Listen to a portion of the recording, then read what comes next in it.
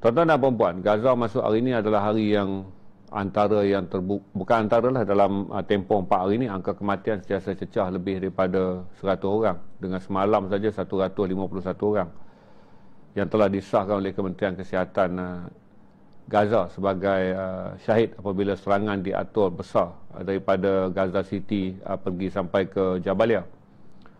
Hari ini serangan turun sampai ke Khan Yunis. Jadi pertama kali Hospital An-Nasir di kawasan berdekatan dengan An-Nusairat, di mana ketika kita berkempen membantu kira-kira 2,500 rakyat Palestin secara konsisten pada bulan Ramadan bersama dengan dengan tim tembikai. Kem yang kita beri pelindungan itu telah pun berada dalam garis serangan.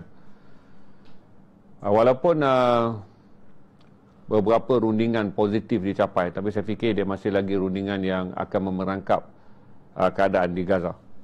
Tuan-tuan dan puan-puan, kita akan terus mula dengan perkembangan terbaru mengenai rundingan pelepasan truk makanan yang dibenarkan oleh Israel, tapi dengan syarat agihan makanan akan dilakukan oleh tentera Israel dan dengan bantuan pasukan tentera Amerika yang telah pun pernah berada di Gaza ketika ceasefire 42 hari, iaitu pasukan kontraktor tentera yang diberi tauliah oleh Pentagon.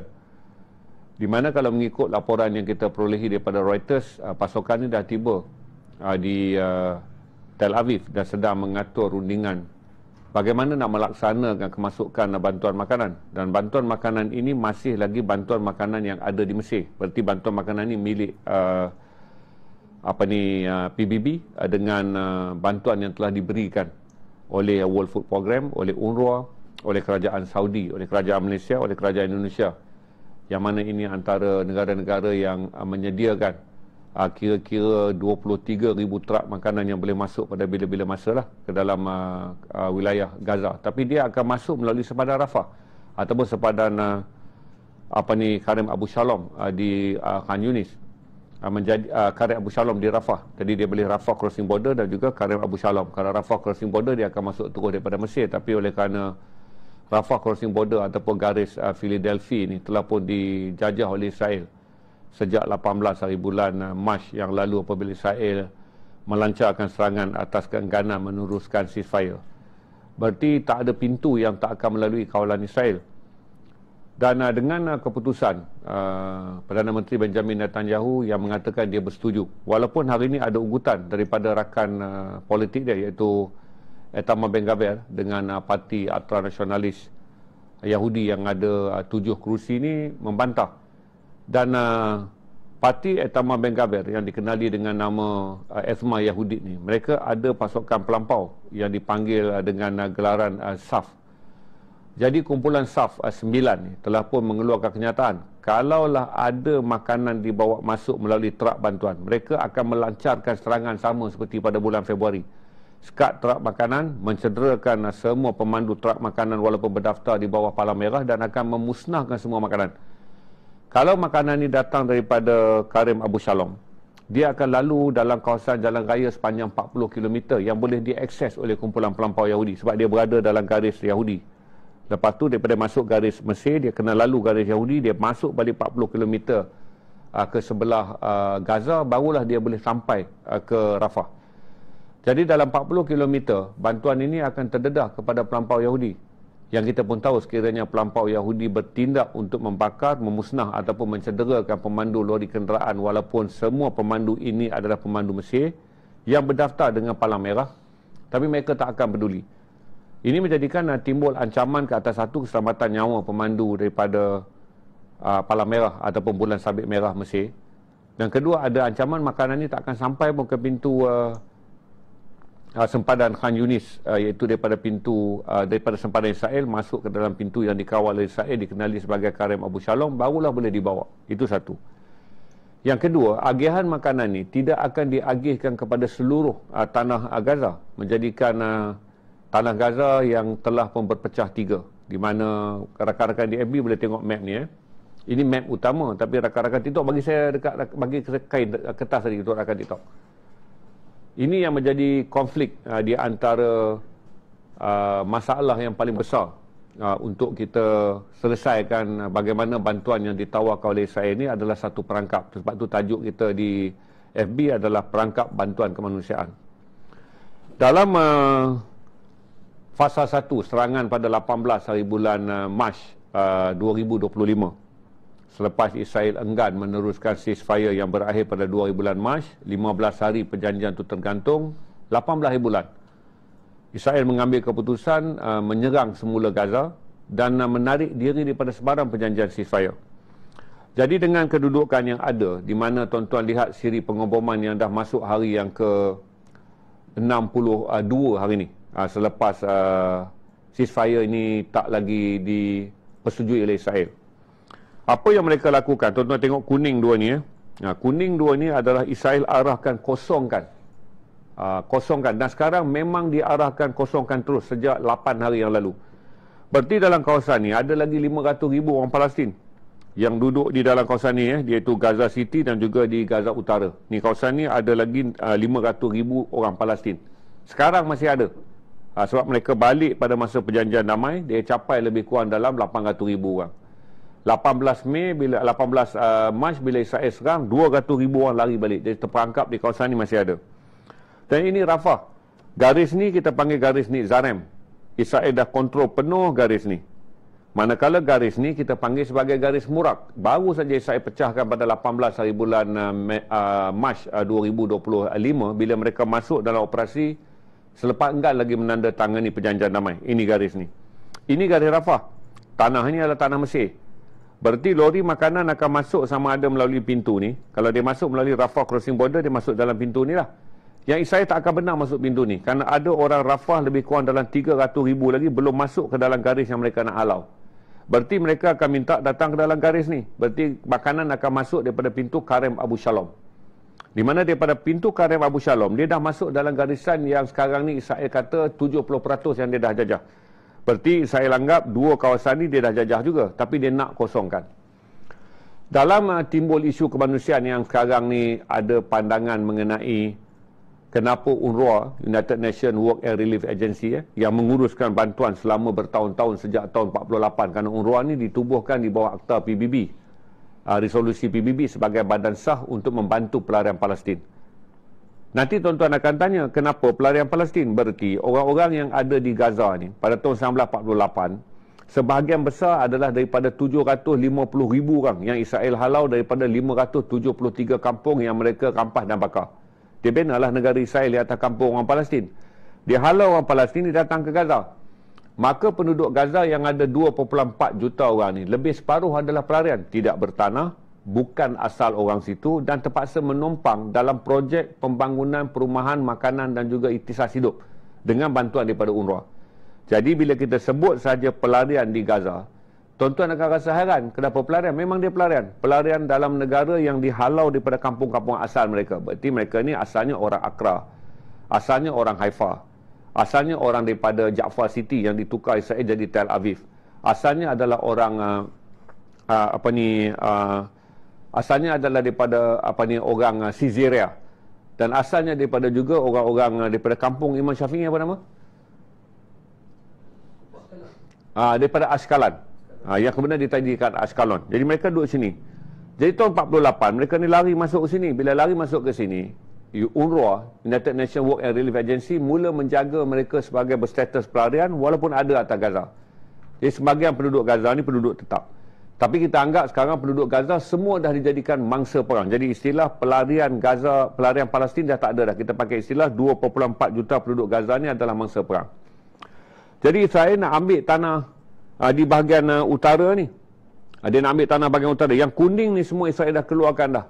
Arahan 8 hari yang lalu mesti dikosongkan. Berarti 600,000 orang kena lari masuk ke sini. Manakala 300,000 orang yang ada di Rafah juga kena lari masuk ke sini. Baik, bila lari masuk ke sini, Israel melancarkan invasion darat, apa yang dipanggil sebagai penaklukan darat pada hari Sabtu lepas. Jadi tentera dia mula masuk daripada garis ni. Ini garis daripada Israel ni, garis Israel ni yang putih ni masuk ke sini. Untuk halau orang Palestin berada dalam zon petak ni aja. Yang berada dalam zon petak. Berarti zon petak ni hanya mewakili lebih kurang dalam 25% tanah Palestin. Berarti selama ni Palestin ni, Gaza ni dianggap daripada kawasan yang paling padat penduduk di dunia. 365 km persegi dengan 2.4 juta orang penduduk. Tuan-tuan boleh bayanglah, ini tak sampai 100 km persegi nak pergi ke Mawasi ni. Berarti lagi padat. Oleh kerana keadaan orang Palestin sekarang ni tak mau lari dan sebahagian mau lari, maka Israel mengatakan di bawah pengagihan makanan, dia tak benarkan UNRWA buat. Kalau UNRWA buat, UNRWA akan bagi makan orang yang berada dalam garis kuning ni. Makanan ni akan dibawa sampai ke dalam orang yang berada dalam garis kuning sebelah sini. Maka ini akan menjejaskan usaha Israel nak halau orang ni keluar sebab ada makanan. Maka apabila Israel mengatakan tawaran terakhir yang dia boleh bagi dalam bentuk melepaskan bantuan kemanusiaan, tak ada ceasefire. Berarti kenapa dia tak nak ceasefire? Supaya bantuan kemanusiaan ni terkumpul di sini, dia masih terus bom. Jadi apa yang dibincangkan sekarang, Israel hanya akan membenarkan bantuan kemanusiaan dibawa masuk tanpa syarat. Dia tak kata tak perlu orang Palestin bebaskan tahanan, dan dia pun tak nak hentikan perang. Oleh kerana itu PBB, Qatar, Mesir dan juga Turki tak bersetuju. Hamas juga tak bersetuju. Sebab apa? Kalaulah benda ni diperkenalkan, jadi bila makanan masuk ke Rafah, dia akan letakkan makanan di sini je. Letakkan makanan di sini. Ini kata Filipe Lapirizi, ketua pengarah UNRWA. Ini menjadikan orang Palestin yang berada di dalam kawasan ini tak dapat makanan. Berarti mereka akan datang betul-betul masuk dalam kotak yang Israel dah buat perangkap. Orang sini juga kebuluran akan datang ke sini. Maka bila datang ke sini, Israel ini akan sempitkan garis ni. Garis murak ni akan masuk ke sini. Garis Nik Zarem akan masuk ke sini. Menjadikan orang Palestin tak boleh balik ke rumah dia. Ini adalah proses untuk meletakkan orang Palestin di tempat yang dah Israel petakan sebagai Mawasi. Yang mana dalam perang awal dulu sebelum perjanjian damai, Ziad Resrim dah kata ini adalah plan yang keempat. Di mana lepas satu, menyerang Gaza. Kedua, melaksanakan penaklukan penuh ke atas orang Gaza. Ketiga, meletakkan orang Gaza di pantai Mawasi. Yang keempat, seperti mana yang telah diumumkan oleh Menteri Kewangan Israel, Bezalel Smotrich, setiap orang Palestin yang nak meninggalkan Gaza secara sukarela melalui jalan laut ni akan dibekalkan dengan $5,000 USD. Kita ambil fasa dia jadi perdebatan sekarang. PBB, Mesir, Qatar, Turki, Hamas tak setujulah dengan projek ni. Walaupun Amerika kata ambil. Ini adalah bahagian pertama dalam keadaan orang-orang Gaza dah kebuluran. Apabila orang Gaza kebuluran, dia kata masukkan dulu makanan. Sekurang-kurangnya orang dapat makan. Hujah yang saya juga bersetuju. Sebab kalau tunggu tak dapat apa. Tapi kalau masuk makanan ni, dia akan menjadikan perangkap Israel untuk membolehkan semua orang yang kebuluran ni berpaling pendirian. Sebelum ni orang tak nak tinggal. Orang tak nak tinggalkan tanah ni sebab pergi Mawasi apa ada, sempit, makanan tak terjamin. Jadi bila diletakkan makanan di kawasan tengah kotak merah ni, berarti dia akan menarik semua orang Rafah masuk ke sini, semua orang Gaza City dan Gaza Utara masuk ke sini, barulah disekat garis ni. Ni garis ni saya dah kawal penuh. Dia ada dalam ni yang jaga garis Nik Zarem ni dipanggil sebagai Brigade Al-Galani. Yang menjaga garis Murak ni dikenali sebagai Brigade Paratrooper 252. Manakala yang berselerak sebagai snipers yang kemudiannya berselerak sebagai pemburu rumah ke rumah ni adalah Brigade 41 dan Brigade 46 tentera penjajah Israel. Maka timbullah perdebatan yang sampai hari ini makanan tak boleh masuk adalah kerana PBB melalui UNRWA, World Food Program, Pertubuhan Kesihatan Sedunia, WHO adalah kepentingan dia sebab misi bantuan kemanusiaan nanti akan datang dengan sekali perubatan. Dengan datang perubatan. Maka pemegang taruh yang menganggap projek ni akan menjadi memudahkan Israel mengumpulkan orang Palestin untuk dihalau melalui jalan laut, maka mereka kata jangan. Dalam pandangan saya pula, kalau tunggu lagi tak hantar, takkan ada kemajuan terhadap kebuluran orang Palestin. Tapi hujah mereka juga betul. Kalau dihantar masuk sekarang, berarti kita masuk dalam perangkap Israel. Katalah sekarang dia benarkan 7 hari bantuan kemanusiaan masuk. 7 hari semua orang akan kumpul dalam garis petak. Lepas tu dia buat alasan baru. Bahawa dia tak benarkan lagi bantuan masuk kerana adanya Hamas dalam ni ataupun adanya penyelewengan yang dilakukan. Berarti orang Gaza yang dah masuk ke sini untuk ambil makanan, tak boleh patah balik. Sebab memang tujuan Israel nak ambil semua tanah-tanah ni. Yang dipanggil sebagai meletakkan orang Gaza, yang dipanggil sebagai the killing beach.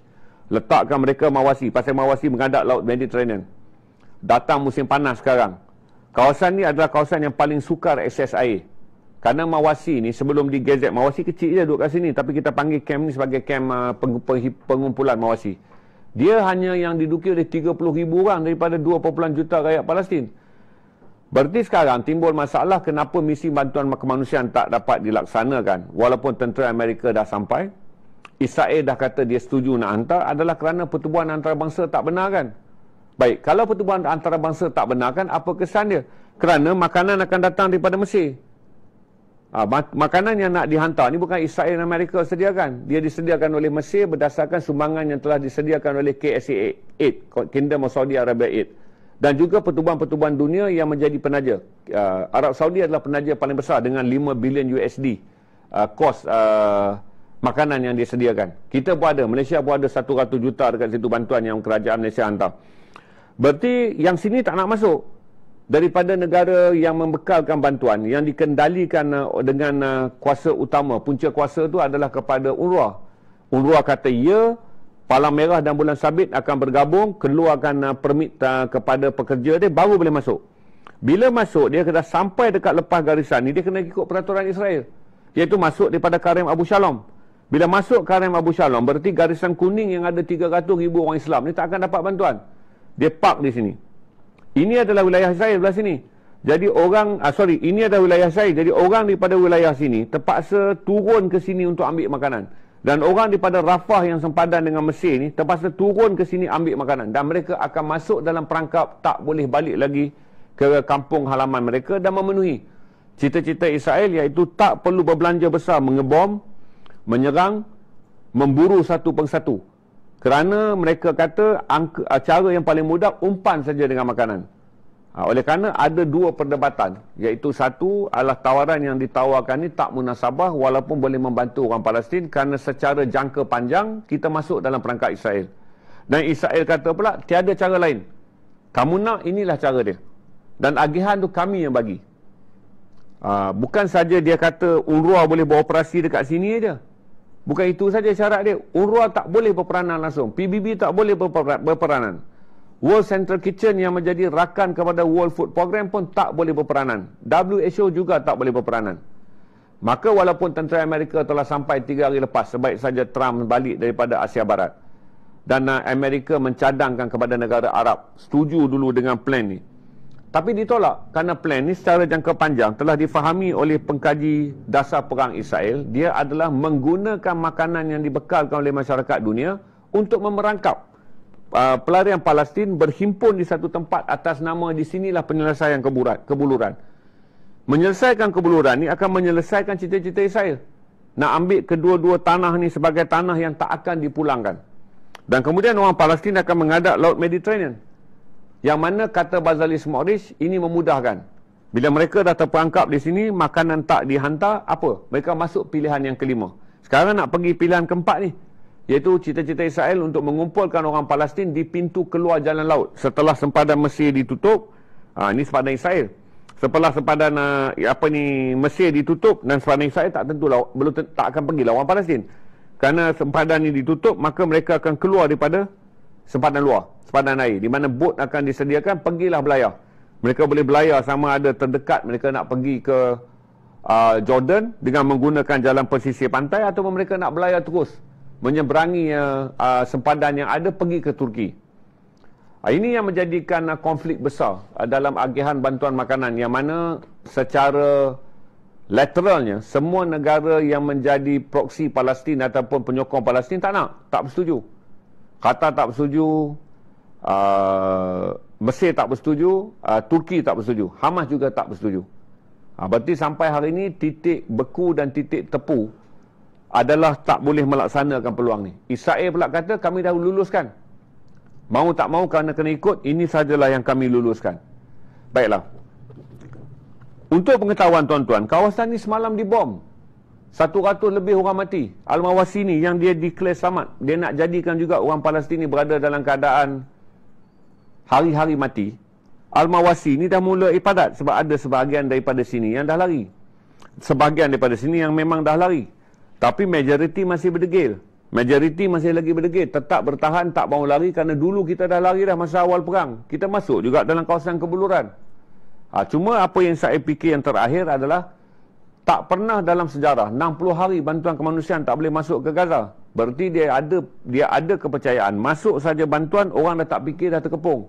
Orang-orang yang lapar akan fikir satu je, dapatkan dulu makanan untuk sambungan kehidupan bagi anak-anak yang buluh. Berarti kalau ayah, kita buat keputusan, buat macam mana, inilah anak yang dah lapar, bawa lah anak-anak pergi. Sebab nak fikir panjang ni dah tak selesai, beratus hari dah. Maka ini yang menjadikan perjanjian, yang menjadikan tawaran yang ditawarkan oleh Israel tak dipenuhi dan tak dipersetujui. Jadi kita tak pasti sampai bila kelonggaran syarat ni akan berlaku dan sampai bila PBB dan juga negara pemegang taruh mewakili kepentingan Palestin iaitu Mesir dan Qatar serta negara baru yang memainkan peranan iaitu Turki dapat mencari jalan penyelesaian. Jadi keadaan di Gaza serius dengan kelaparan. Dia dah masuk lebih kurang dalam hari yang ke-62 tanpa makanan, 591 hari perang.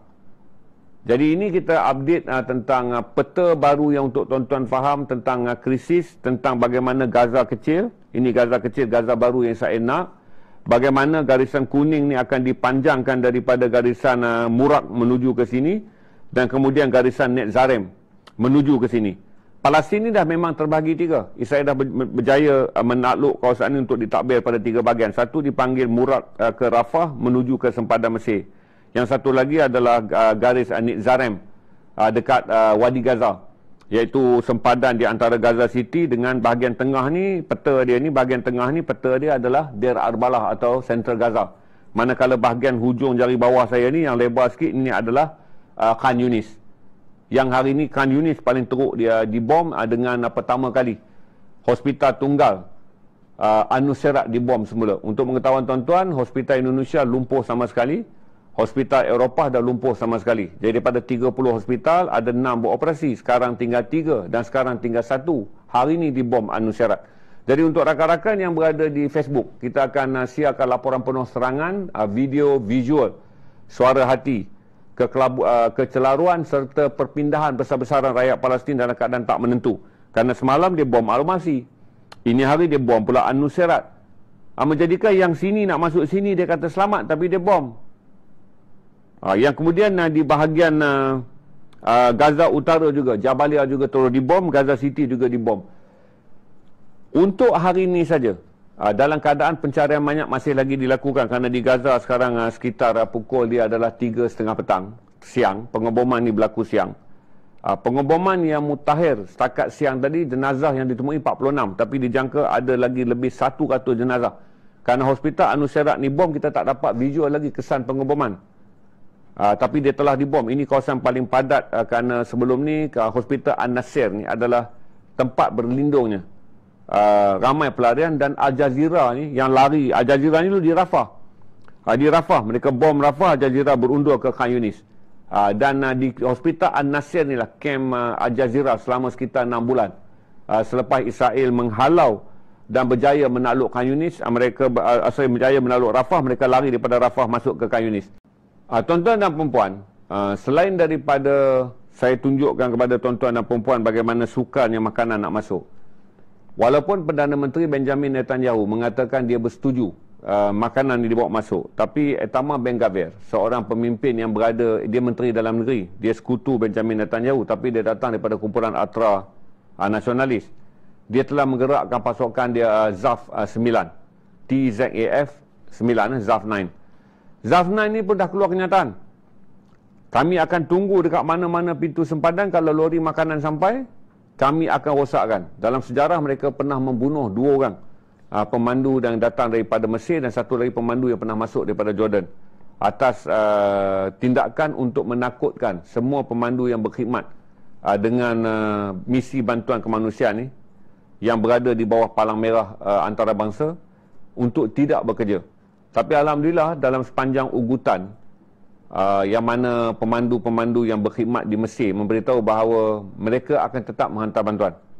Setakat ni kita takkan ada isu tak ada pemandu daripada Mesir yang akan sanggup hantar bantuan. Sentiasa ada. Dulu waktu mereka ugut pun, pemandu Mesir tetap masuk. Tapi tinggal lagi masalah, mereka boleh merosakkan makanan ni. Kerana tuan-tuan pernah tengok video lama dulu, yang siapa yang follow kami di FB akan tengok video lama, mereka pecahkan gundi tepung, mereka bakar lori bantuan kemanusiaan. Dan kerana lori bantuan kemanusiaan ni, kalau dia masuk daripada pintu Rafah, dia tak boleh masuk pintu kuning ni, sebab dia orang tutup pintu Rafah crossing border. Kalau masuk ke sini, rakyat Palestin akan tunggu dekat Rafah crossing border. Dia boleh rampas makanan daripada atas lori kerana rakyat Palestin juga kelaparan. Maka dia masuk melalui pintu yang dikawal oleh Israel, yang dipanggil sebagai Karem Abu Shalom. Masuk melalui Abu Shalom ni lah, baru Israel akan lagihkan dengan siapa saja yang datang dalam zon ni saja akan dapat makanan. Jadi kita ada video mengenai ZAF 9 ni. Bagi rakan-rakan di Facebook, anda akan dapat melihat apa itu aktiviti selain daripada settlers, perampas tanah. Ada lagi satu kumpulan yang ditubuhkan khas oleh kumpulan pelampau Yahudi dikenali dengan nama ZAF 9 ataupun ZAF 9. Dan ZAF 9 ini kerja dia adalah mengganggu misi kemanusiaan. Operasi kumpulan ZAF 9 ataupun ZAF 9 yang dijangka saya rasa besok ataupun malam ni mereka dah belarak ramai-ramai lah. Sebab mereka biasanya akan belarak ramai-ramai, buat kemah dan mula menunjukkan kekuatan mereka untuk menakut-nakutkan misi kemanusiaan masuk. Dan yang kedua, untuk mendesak Benjamin Netanyahu, kalau masuk pun tak guna, kami akan bakar kenderaan ni kerana kenderaan ni lalu 40 km di atas jalan raya awam. Yang mana biasanya tentera Israel tak akan masuk campur. Tentera Israel mengatakan bahawa mereka tak mampu mengendalikan kumpulan Samsing perampas barang bantuan kemanusiaan kerana mereka tiada kecukupan kaki tangan. Tuan-tuan dan puan-puan, dengan hari ini angka kematian telah mencapai 53,339 orang. Saya jangka akan lepas 53,400 orang hari ini kerana pengoboman dan juga tembakan di atas jalan raya. Yang mana penduduk Palestin tak dapat tahu sebelum ni. Tak ada tembakan terbuka. Rupanya tentera Israel dah masuk melalui invasion jalan darat. Dia naikkan dulu penembak tepat dia semua atas bangunan-bangunan yang ada yang masih tersisa. Jadi rakyat Palestin selama ni, dia rasa jalan raya yang dia ada ni selamat. Jadi bila ada letupan, dia gerakkan pasukan bantuan. Bila ada letupan, dia gerak. Tapi sekarang jalan raya ni semua terdedah pada tembakan snipers. Ini menjadikan hari ni hampir lumpuh. Satu adalah langkah membawa mereka yang cedera ke hospital. Kerana hospital dibom. Selain daripada pergerakan bomba dan juga kenderaan apa saja yang lalu di Jalan Al-Rashid ataupun di Saladin, di Jalan Lebuh Raya Saladin, dia ada dua, yang pinggir pantai, dia panggil Lebuh Raya Al-Rashid. Yang utama lebih besar sikit yang dibantukan, yang dibina di atas bantuan masyarakat dunia semasa Gaza belum diserang, dipanggil sebagai Lebuh Raya Saladin. Tuan-tuan dan puan-puan, sementara itu gerakan demonstrasi dah bermula secara besar-besaran di Belanda dan juga di United Kingdom. Semalam paling besar United Kingdom, 600,000 orang keluar. United Kingdom menyatakan protes supaya segerakan proses keamanan, segerakan bantuan kepada Gaza. Jadi di tengah-tengah kita sibuk, tuan-tuan mungkin tengah sibuk nak beli tiket Maroon 5 ke, nak beli tiket mana artis kan untuk mengadakan konsert. Tapi satu perhimpunan terbesar, yang ni yang terbesar di London semalam, walaupun mereka tak sebut sebenar anak buah, kita buat perhimpunan anak buah pun 1,000 orang pun tak sampai, tapi ini adalah perhimpunan kebangkitan yang berlaku di London serentak dengan yang berlaku di Belanda. Di Belanda mula keluar, tapi mereka panggil perhimpunan semalam sebagai perhimpunan persediaan untuk Ahad depan.